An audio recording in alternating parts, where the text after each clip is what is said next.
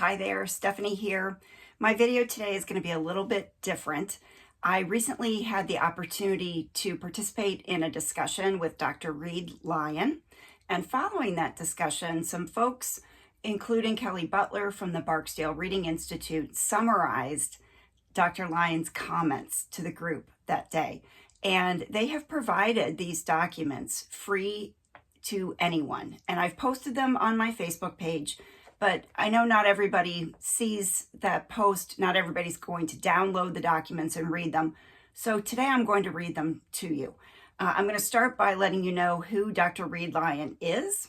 And I am reading from the document. These were taken from a recorded session with the Barksdale Reading Institute.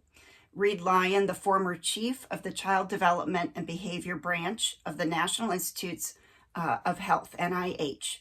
So a couple decades ago, NIH had a very different meaning for people than it does today.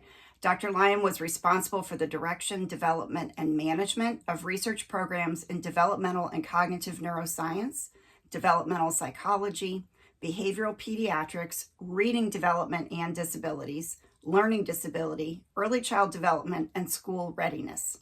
While at NIH, Dr. Lyon worked closely with the White House, the U.S. Department of Education, and Congress on the development of evidence-based education and policy, and testified yearly before Congress, before Congressional Senate and House committees from 1997 to 2005 about science-based education. So this video today is directed at anyone who is just newly learning about the science of reading, or anyone who thinks the science of reading is new. So part of my message here today is to let you know the history and the firm foundation of research that our actions and advocacy today are standing on. So I'm going to read you word for word from Dr. Lyon's words during that meeting last February. Over the last 50 years, there's been a vast outpouring of research about reading development, drawing on insights from neuroscientists, psychologists, linguists, speech pathologists, educators, and other experts. I'm sometimes asked to summarize in plain language what we've learned so far. These 10 maxims represent my best attempt at doing that.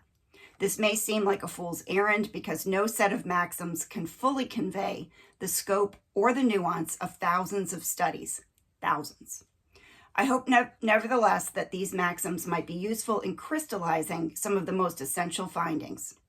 In collaboration with some outstanding researchers and practitioners, I've compiled here a selective list of studies that underlie each of the 10 maxims, and I'll make sure that document is posted with this video as well. The research behind the maxims addresses a wide range of individual differences in reading development, reading difficulties, and reading instruction. Taken as a whole, the studies encompass children identified as having dyslexia and other learning disabilities, as well as children who struggle with reading as a result of inadequate instruction. Many of the studies also include proficient readers. Because these maxims are very broad, there is, of course, more to say about specific subpopulations of students with distinct strengths and needs. I encourage advocates for these students to formulate additional maxims that are not adequately covered by these first 10. Any additions should be in clear, consumer-friendly language and supported by cited studies that report relevant empirical findings. The overarching message is that learning to read is a complex process involving multiple abilities, skills, and knowledge. Each is essential, but none is sufficient on its own. This is Dr. Lyon's words. With that as prologue, here are my 10 maxims. Number 1. Almost all children learn to speak naturally. Reading and writing must be taught. Number 2, literacy begins at birth. It is rooted in early social interactions and experiences that include regular exposure to oral language and print. Strong roots tend to produce stronger readers. Number 3, all good readers are good decoders. Decoding should be taught until children can accurately and independently read new words. Decoding depends on phonemic awareness, a child's ability to identify individual speech sounds. Decoding is the on-ramp for word recognition. Number 4, fluent readers can instantly and accurately recognize most words in a text. They can read with expression and at an appropriate rate for their age.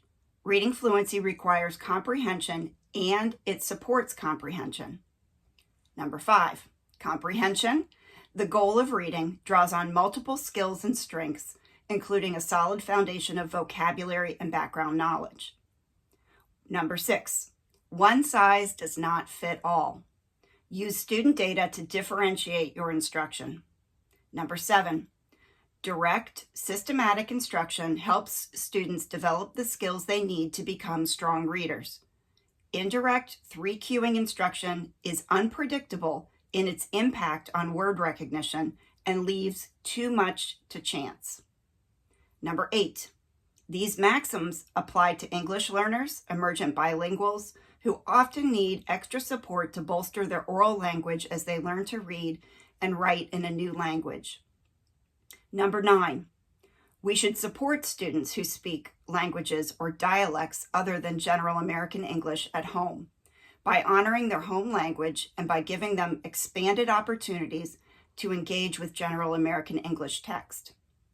And number 10, to become good readers and writers, students need to integrate many skills that are built over time.